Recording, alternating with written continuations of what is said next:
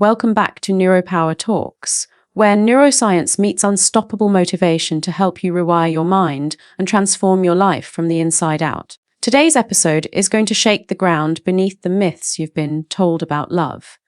Because we're not talking about surface-level dating tips or empty affirmations. We're going deeper, into the brain, into the real science of why some people attract love that elevates them, while others keep falling for the same painful patterns again and again. The truth is this: love isn't just an emotion, it's a neural circuit, a pattern, a chemistry encoded deep within your brain's survival system. And if you don't understand how that system works, you'll keep chasing love from a place of fear, lack, and old wiring, instead of attracting it from a place of power, wholeness, and alignment. Whether you've struggled to find the right relationship, felt trapped in toxic cycles, or wondered why love always seems just out of reach, this talk is for you. Because real love, the kind that lasts, doesn't start in the heart, it starts in the brain. And once you understand how your brain is wired to attach, respond, and choose, you'll never fall for the wrong kind of love again. In today's episode, I'm going to reveal the 4 brain-based secrets to attracting the right love and keeping it. Not by changing your appearance, not by lowering your standards, but by rewiring the neural patterns that have been silently running the show all along.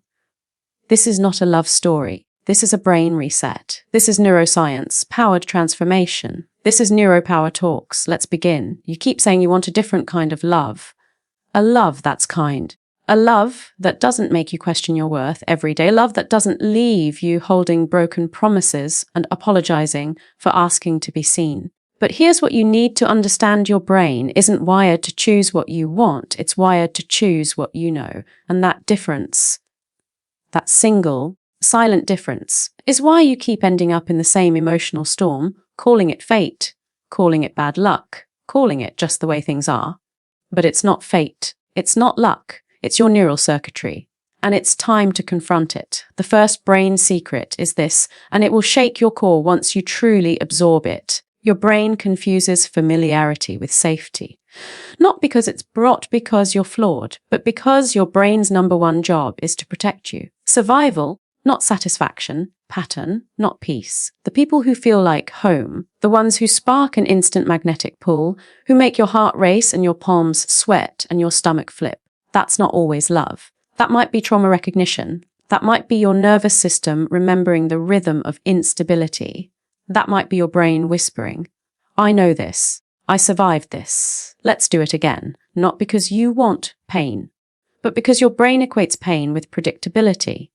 You say you want consistency, but when someone offers it, you recoil, you sabotage, you call it boring. You crave the high, the thrill, the waiting for a text adrenaline, because that's what your brain has learned to associate with love.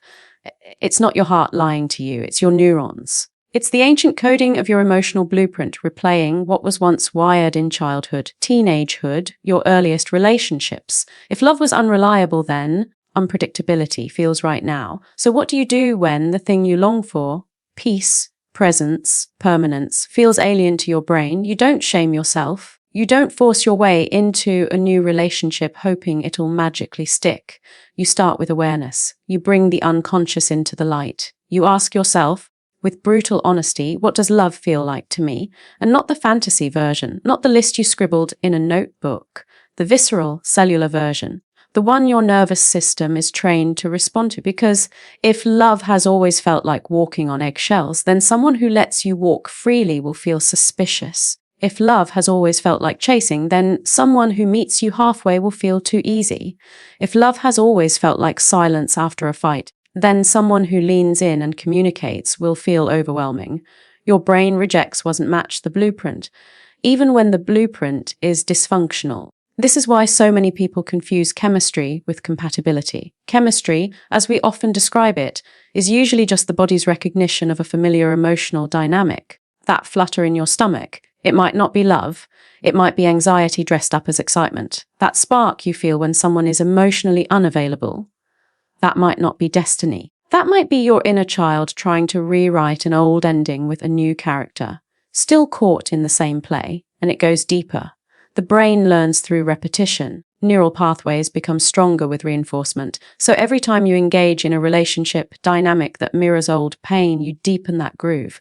It becomes automatic. And the more automatic it becomes, the harder it is to even see it as a choice. You say, I just have a type, but it's not a type, it's a trauma pattern. And until you consciously interrupt it, it will keep running your love life from behind the scenes. The truth is, your body wants to relax. Your mind wants to trust. Your soul wants to exhale into something safe. But your brain, if untrained, will fight it, will say, this doesn't feel like love. It will try to pull you back toward what feels normal, even if that normal leaves you anxious at 2 a.m., staring at a screen, waiting for breadcrumbs from someone who never learned how to hold you properly. And that's why transformation doesn't begin with a new person. It begins with a new pattern. You don't need more effort in dating. You need more regulation in your nervous system. You need to teach your brain that peace is not a threat. That stability is not stagnation. That love that doesn't make your nervous system spike is not dull. It's safe. It's real. You have to become someone who can receive healthy love. That's the work. And that's deep cellular work. It's not surface level affirmations or cute date nights. It's recognizing when your body is addicted to the roller coaster. It's sitting with the discomfort when someone treats you well and resisting the urge to run. It's noticing the moment your brain says, this can't be real, and choosing to stay, to breathe, to question that reaction. And this is where neuroplasticity becomes your ally. The brain can change. It wants to change, but it needs consistent new experiences. It needs you to choose differently, even when it feels unnatural. It needs you to let the healthy love in, even when the voice inside says it's too much. Because what's too much is not the love, it's the unfamiliarity. And the only way to make the unfamiliar familiar is to stay with it long enough, often enough, gently enough, until the pathways rewire and your brain learns, this is safe too. This is love too. You see, attraction is not just instinct, it's programming. The person you're drawn to isn't always a reflection of your desire. They're often a reflection of your unresolved emotional history. So if you haven't healed the wounds, if you haven't rewired the emotional expectations, you will keep finding yourself in connections that challenge your worth rather than cherish it. The outside world won't shift until the inside does. That's not spiritual fluff. That's neuroscience. And yes, it's uncomfortable. Yes, it's lonely at first. Because when you stop feeding the familiar dysfunction, there's a gap. The chaos isn't there, but the peace hasn't fully arrived. You're in the inn, between detoxing from the emotional roller coasters you once mistook for romance. And in that stillness, the temptation to go back to what's familiar will whisper loudly. You'll want the quick fix, the breadcrumb, the almost love. Don't take the bait. Sit in the discomfort. It means you're changing. It means your brain is unlearning what it thought was love. And when someone comes along who's patient, who's emotionally present, who doesn't trigger your fight or flight, but invites you to feel seen, that's your moment. Your brain might not fire off fireworks. Your stomach might not flip, but your soul will recognize it, not from fear, but from truth. Love that lasts doesn't burn fast and burn out. It simmers, it deepens, it grows roots. And you need a regulated brain to hold it. You need a nervous system that isn't hijacked by panic. You need an inner world that can tolerate the very thing you say you're looking for. And don't confuse this with settling. Settling is choosing less than you deserve. This is choosing more than you're used to. There's a difference. One shrinks you. The other stretches you. And love that lasts will stretch you. It will stretch your capacity for intimacy, your ability to receive, your courage to stay when you want to run, your willingness to open even when it's scary. That's not settling. That's growth. That's rewiring. That's love. So ask yourself, what does your brain call love? And what do you want to call love from now on? Because once you choose the new definition, the brain will follow, slowly, stubbornly, but it will follow. And when it does, you'll start to notice that the old triggers lose their power. The red flags get louder, the green ones finally come into focus. True love begins to feel like something you can hold, not chase, not fix, not fear, just hold. And when that day comes, you won't just have attracted a different kind of love. You'll have become someone who knows how to receive it. Someone whose brain no longer confuses pain with passion. Someone whose nervous system recognizes calm as connection. Someone who has rewritten the code and stepped into a new future one where love doesn't break you down, but builds you back into who you were always meant to be. That's when the cycle ends. That's when love begins. You think you're looking for love, but your brain is actually looking for evidence. And it's doing it every second of the day behind the curtain without your permission. That's the truth no one tells you. Love doesn't begin with luck. It doesn't start with chemistry. It starts in your brain, and more specifically, it starts with the lens through which your brain filters your entire experience of reality. That lens is called the reticular activating system, the RAS, and if you don't know how it works, you will keep walking past love and calling it invisible. The RAS is your brain's gatekeeper. It's not romantic. It's not emotional. It doesn't care what you wish for. It only gives you what you expect. It's the filter system that decides what enters your conscious awareness and what gets ignored. It's the reason you suddenly start seeing red cars everywhere after you think about buying one. It's why, when you believe you're unlovable, you keep noticing people who dismiss you. It's why, when you carry the belief that real love always hurts, you're magnetized to the very patterns that validate that pain. Again and again and again. This isn't some abstract theory. This is wiring. If your subconscious beliefs say, I'm always the one who gives more, your RAS will highlight situations where you're being neglected and completely ignore signs of reciprocity. If you believe people leave, you'll walk into every room scanning for abandonment. Your brain will light up at the smallest signal that confirms what it already assumes, and it will discard, overlook, or devalue anything that contradicts it, because the brain doesn't want truth. It wants consistency. It wants to be right, even if what it's right about is hurting you. And you wonder why you keep ending up in the same relationship with a different face. You think it's fate. You think it's attraction.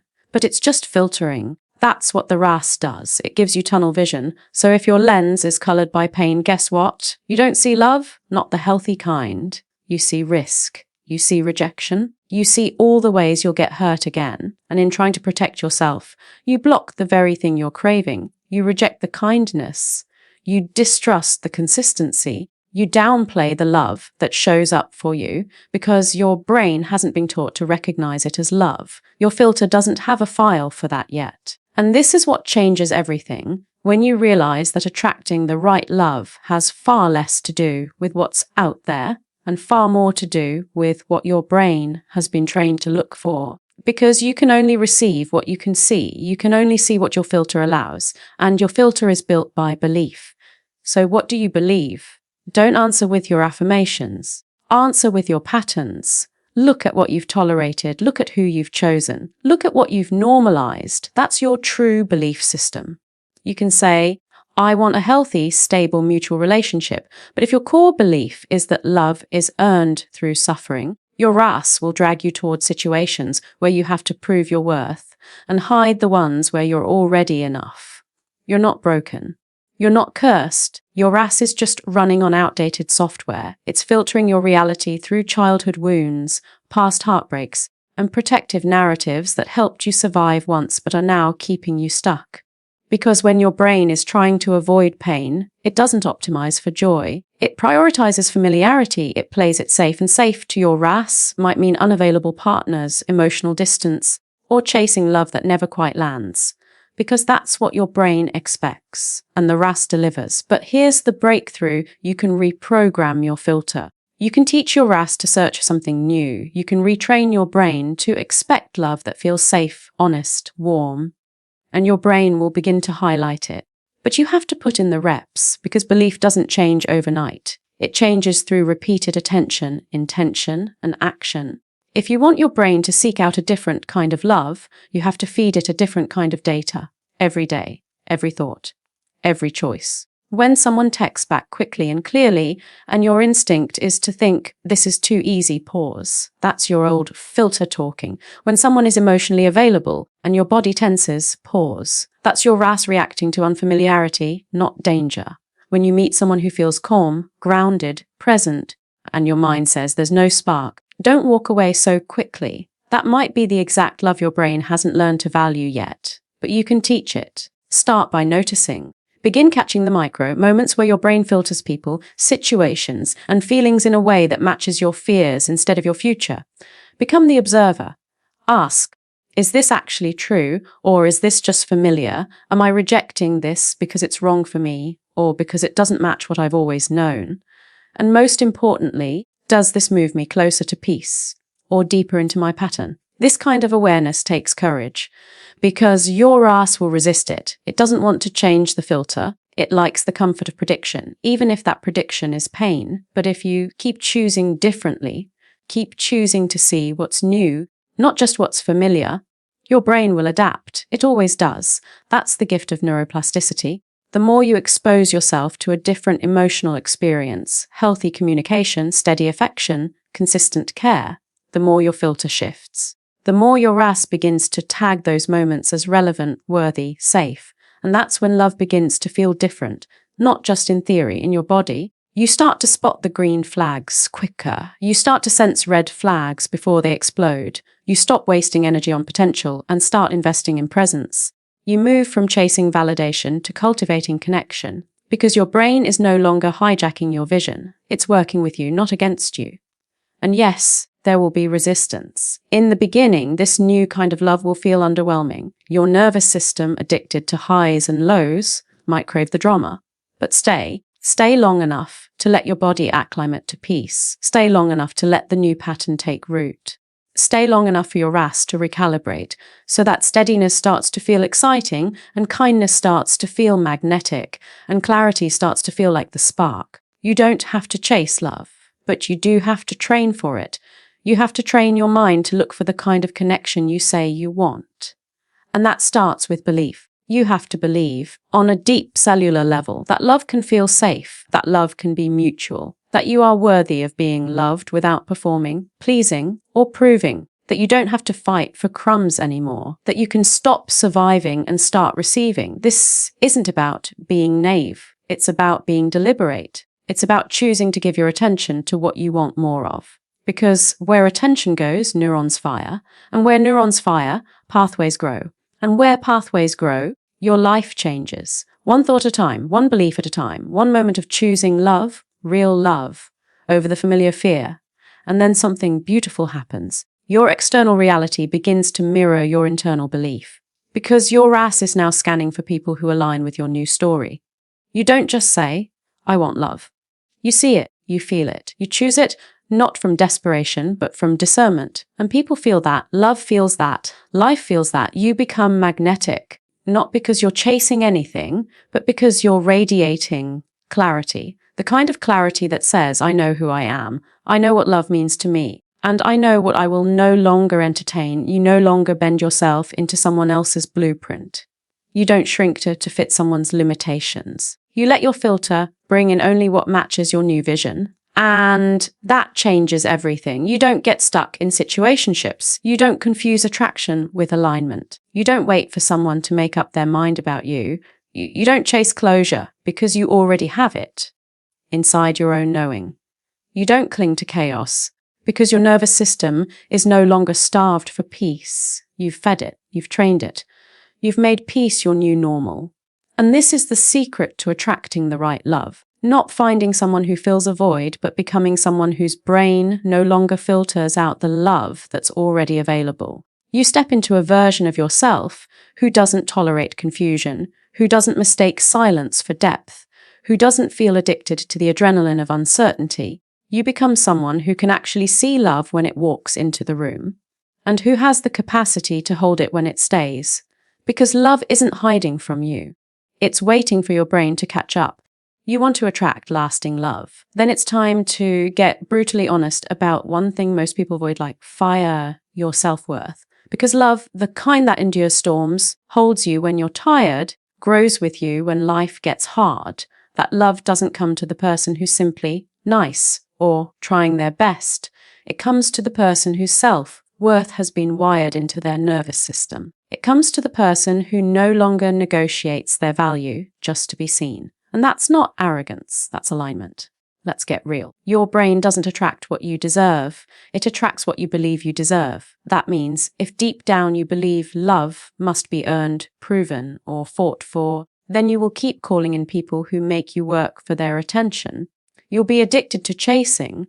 You'll confuse anxiety for passion. You'll fall in love with people who feel just out of reach because that's what your subconscious calls love. But here's what the science and the soul both agree on. You don't rise into love by fixing others. You rise by repairing the relationship you have with yourself. You rise when you no longer see love as a reward for your suffering, but as a mirror of your self-regard. Self-worth is not built in the mirror or in the comments section. It's not built through validation or performance. It's built every single time you hold your own boundary, every time you walk away from what insults your heart, every time you choose presence over patterns, clarity over chaos, and truth over temporary comfort. Let me be crystal clear. No amount of love from another person can override the inner programming of unworthiness. You will sabotage it. You will question it. You will push it away and then mourn it, because your brain has been wired for rejection, and it's not your fault, but it is your responsibility to rewrite it. Think about it. If your inner voice still whispers, "I'm not enough, I'm too much, no one ever stays," then that voice becomes your blueprint. And love, real love, won't feel safe in that space, not because it isn't available, but because your brain won't recognize it as home. It will feel too calm, too kind, too different. And your nervous system, conditioned to associate love with stress, will try to run. That's how deep this work goes. But when you do the work of restoring your worth, when you sit with the wounds, when you bring compassion to your triggers, when you stop asking broken people to reflect your value, something powerful shifts. Your brain starts to relax. Your filter begins to open. Your emotional frequency rises to meet a different kind of love, a love that doesn't trigger your fight or flight, a love that's not a high followed by a crash, a love that actually stays. That's when you stop performing and start receiving. That's when you stop proving and start being. That's when you stop negotiating and start owning. And when you do, the people who match that energy, the ones who see you, hold you, choose you fully, start to notice you. Not because you chased them, but because your energy became undeniable. Let me ask you something. How often have you made yourself smaller to be loved? How many times have you hidden your needs, silenced your truth, just to be chosen by someone who couldn't even choose themselves? That's not love. That's survival, and your brain has had enough of it. It's time to retrain the pathways. Time to break the pattern that says love is earned through sacrifice. Time to stop romanticizing pain and start normalizing peace, because lasting love does not begin with another person. It begins with how you see yourself when no one else is watching. And no, this isn't about being perfectly healed. Healing is a lifelong journey, but you don't need to be healed to be loved. You need to be honest. Honest about your patterns, honest about your fears, honest about the fact that your brain will try to sabotage the very thing you've prayed for. And then, from that place of radical self-awareness, you choose differently. You choose to stay present when it's easier to disconnect. You choose to speak truth when it's easier to people please. You choose to hold yourself when your inner child wants to beg for validation. And that's the muscle, that's the practice. That's what turns love from a fantasy into a frequency you can live in. Because here's the deeper truth: when you value yourself, love can finally rest. It doesn't have to fight to be seen. It doesn't have to convince you of its intentions. It doesn't have to walk on eggshells or win your approval. It simply arrives, and you meet it, not with fear, but with recognition. You meet it with clarity. You meet it with boundaries. You meet it with gratitude and grace and the strength to say, "This feels right," or "This is not for me," without collapsing your worth either way. You stop treating love like a lottery. You stop idolizing intensity. You stop settling for chemistry without consistency, because you've raised the bar, not out of bitterness, but out of alignment. Your new standard is peace, and anything that disturbs that peace is no longer welcome at the table. So, if you're listening to this right now and feeling that fire in your gut, let me tell you something. You are not broken. You are not behind. You are simply waking up to the fact that the love you crave is already circling you. The question is, are you ready to let it in? Are you ready to become the version of yourself who doesn't chase love, but chooses it from a place of full, embodied worth? Because this is your turning point. This is your mirror moment. You can keep repeating the old pattern and calling it fate, or you can rise into your power and call it a new chapter. Don't wait for someone else to validate what you already know deep down. Stand in it, speak it, build it. breathe it, become it. And if you ever need to be reminded of what's possible, come back to this space, NeuroPower Talks, where we don't just talk about growth, we live it. Where we don't chase love, we attract it by becoming magnetic to what already matches our highest frequency. So what now? You rise. You choose, you reset your standard, you look yourself in the mirror and say, the next love I experience will not come at the cost of my peace. It will not require me to shrink. It will meet me in my wholeness because I've finally remembered who I am, and that is how you attract the kind of love that stays.